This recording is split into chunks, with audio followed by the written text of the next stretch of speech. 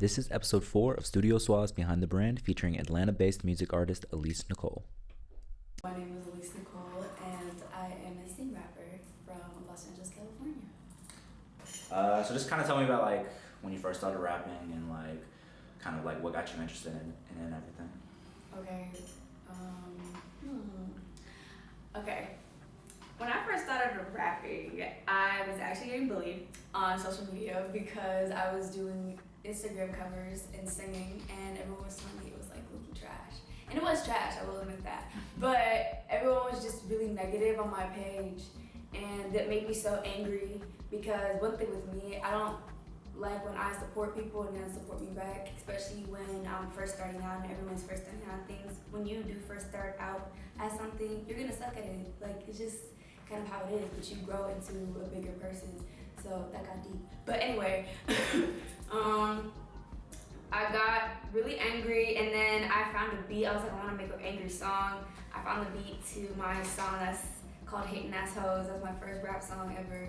And I don't know, we just sparked up a way to express my anger and my emotions, and I was like, I like doing this. So yeah, that's why I got into rap. So we kind of talked about this already, but kind of talk about when did you know like you were into music and everything like that? Like you told me it's like, you know, like your whole life kind of. Yeah, I was, I don't want to go so into detail, but when I was like little, I used to just kind of want to be in the spotlight. I think it was just a natural thing for me. And then when I found out that you could sing and like act and everything, it made me want to go and express myself that way. And then I realized I kind of like singing more. So then I joined like showcases and was still acting, but I still wanted to, you know, just expand my vocals as well, my singing. And then I kind of stopped when basketball kind of got serious when I was in high school, so it kind of like tarnished just the way I could have developed my voice more. Oh crap. But yeah, like ever since I was little, and then I said, oh, I sang in front of my crush too, and he was like, I like your voice, and I was like, thank you. And then we really want to keep singing. So yeah. So you told me you told you're from California. You basically came to Atlanta for music. Kind of like talk to me about that decision and everything that went into that. So, LA, I feel like didn't fit me anymore. Like just the people I was around, the relationships that I had, like they were kind of just all over the place. I didn't really like anybody there. Not to say that like everyone from LA is terrible, but I just need to get out of my own environment, to be honest with you. And I wanted something like it that I could be on creatives. And I was like, Atlanta's perfect. And then it was the city life that was perfect for me because I come from it. So that's why I chose Atlanta. And then also school. You know, I'm in college too. It's about to be junior. Praise the Lord that I finished. But so I'm here for that too. But it was just a really great way to like just meet people that are similar to me and that have similar interests. Yeah.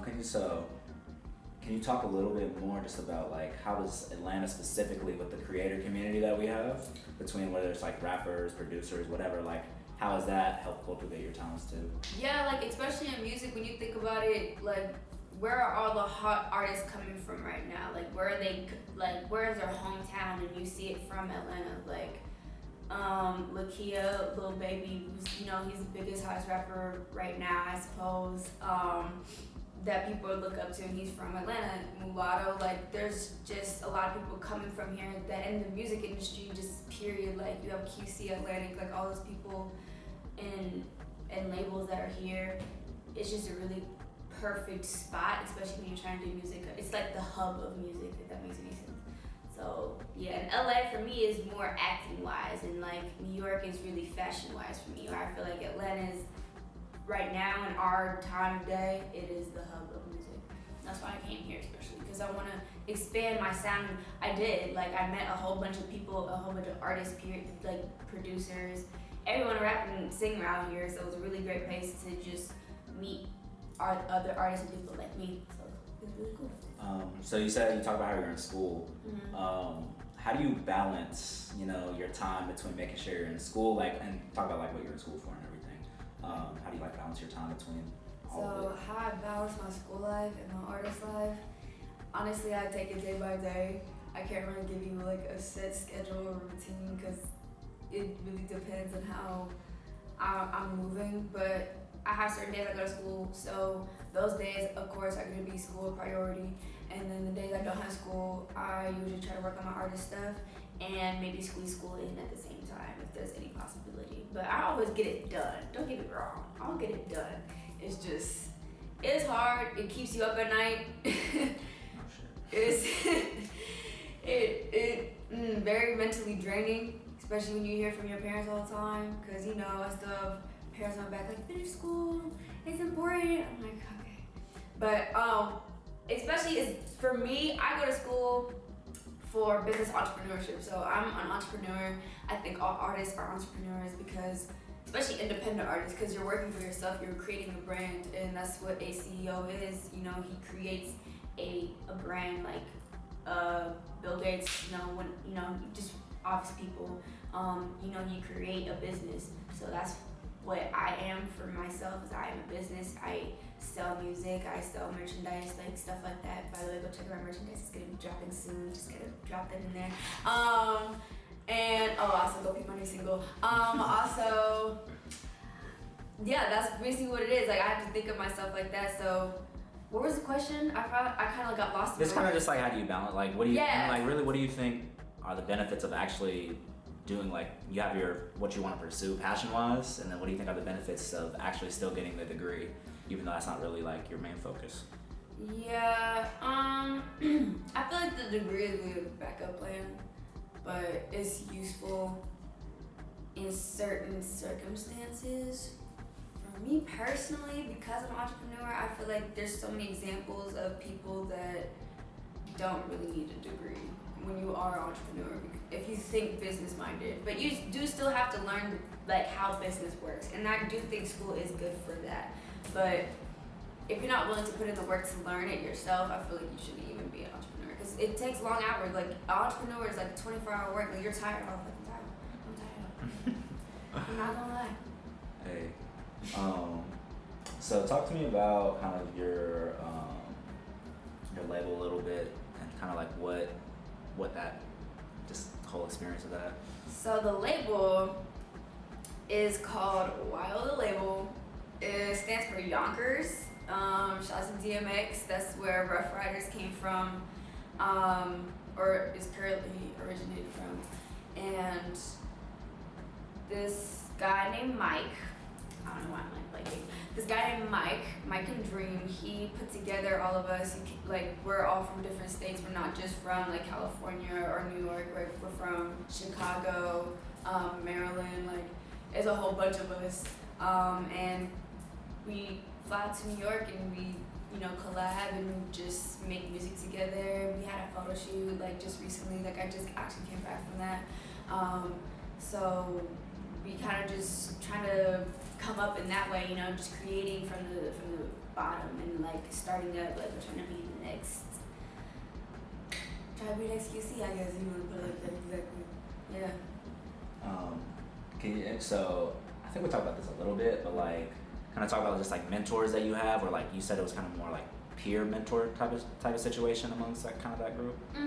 I would say my manager is my mentor. Like she's my age. She's like a year older than me, but she knows a lot. Like, she's very, very smart, and I really value that in her because I don't think I will be elevating without her. You have to meet certain people to elevate in your life, and if you just stay with the same people that has been with you, like, when you was a kid, like, and they're kind of in the same loop as you, like, they don't know what the fuck to do, like, you need to meet other people, and I feel like she was a really big asset to me. Shout out to Sierra, also called Dunlap, that's my manager.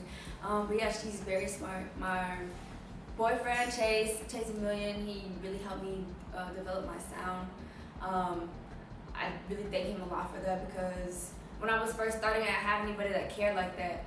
And he seemed like he really did, and it really pushed me and helped me to be who I am today. And who else? Oh yeah, his aunt too. Basically just honestly, my whole freaking team is honestly amazing. They just help me so much, and I'm so thankful and blessed, and I don't really know what else to say, but yeah, shout out to just my whole fucking team, just them, period. So what are your short-term goals, and then kind of lead that into what your like long-term dreams are? My short-term goals is to get. It's a lot of short-term. One of my short-term goals is for my merch to do well. I think people like these designs. Paid a cool penny for the designs. So yeah. And then another short-term goal is to get 100,000 streams by the end of 2021. And just to honestly start getting recognized for what I do, and honestly just getting little, I guess recognition I would call it for it. And then for that to lead into my long-term goals, just to be like a legacy, the next breakout star. I feel like everyone, there's certain levels of success that some people want to reach, but like I low-key want to change the world with the platform that I have. So if the more I grow, I feel like I can honestly like influence people in a good way, not bad. What is it about people doubting you that motivates you? Obviously, you talked about how it's not all roses and sunshine all the time. It's definitely it's motivating because you can prove people wrong. For me, I like the feeling of doing that, like to prove people wrong. Like I was right. Like sometimes, I just like to be right sometimes, and that's just really what it is. So that's why it pushes me more. When you get the big chains and shit, and the nice house and apartment, and the nice dogs and everything, like it just really does feel good. Like you worked hard for it too. Like these people pushed you to make yourself better as well. There's also what you can take from me. So yeah. What's like one thing, like whether it be performing at a certain venue or like doing a song, like I don't even know, like what's one like experience you want to have in your career? Like as far as like you want to do like Super Bowl halftime or something like that. You feel me? Like I'm whatever not it sure is. if I want to perform at the Grammys. I want to do BET, American Music, all the big shows. I don't think I would care to do the football game. Maybe basketball all-star game. That would be dope. Cause I'm a basketball. I used to hoop, for those who don't know. So that would be dope. And the Forum Stadium in Inglewood, because I'm from Cali, and that's where I basically reside. Kind of tie this back to music a little bit. What is it like about the music in general, just like that, like really draws you in? That like really like what's like the one thing about music that you really like love? Self-expression. I think I really value that a lot of people, some people have a therapist and some people have art, and I think it's a difference. I don't know why, but like, or maybe, and you can combine the two too. Like art is therapy for me too, because like I can express myself in certain ways that I can't just say to someone random or even your friends. Like some people don't want to hear that, but if they hear it in your music, they can relate to it and understand how you feel at the time. And I feel like I'm more happy that I could express myself through music. So that's probably really why I love it. And the sounds and everything, just sonically, everything kind of be sounding good. It's an amazing feeling. It makes you feel a lot of emotions. I like that. That's pretty much all the general questions I have. Is there anything you want to say before the lightning round? Is there anything you want to say to like that you want to put on this? Shout out to my Bougie Queens and my Boogang fam. I love y'all. If you haven't joined the kingdom and the gang, you should. We're Tauruses and we're queens up in this bitch. And if you're not a Taurus, it's okay. You're still a bougie queen. And go check out my merch and my new single, Coconut Hennessy. And yeah, gotta drop all. I just thought of one more question actually. How has music allowed you to travel? What's that one more time? How does music like allow you to travel? I get to see the world, but honestly right now I just be traveling to the main states, which is New York And Atlanta, well, I reside in Atlanta right now, but LA, my family's over there, so it really just be New York and Atlanta, but soon we'll probably be traveling soon. We're trying to go on tour. We'll see, but we're waiting. Actually, I did think of another one. What's that? So I went to one of your shows before. What's that feeling like when you're on stage performing?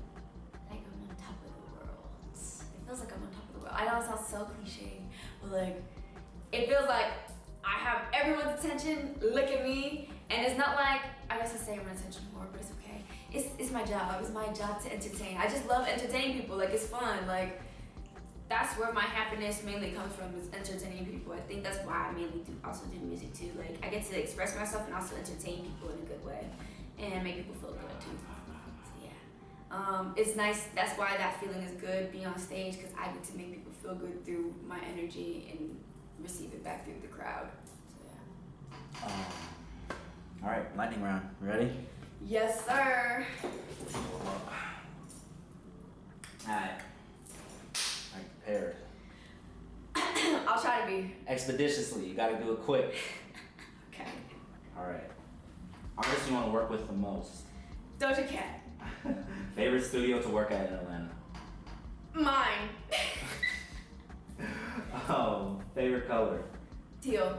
Person or people you enjoy working with the most? Other artists. Wild label. Favorite song that you've made? Coca Hennessy. Flats or drums? Flats. Favorite number? 24. Nickname growing up? Lisi. I hate y'all. Okay. A hero or idol that you have? Black Panther or fucking Black Widow. If you won the lottery right now, what's the first thing you'd go do? Invest in like fucking real estate and shit. Okay. That's Yeah. it. And stocks. Socks. Just throw a whole bunch of money. And then I'll probably splurge on the rest. I'll probably just like take care of this and pay off. Pay off my student loan debt. Alright, that's it. Yay! Thank y'all. Love you, Grant. This has been episode 4 of Studio Suave's Behind the Brand.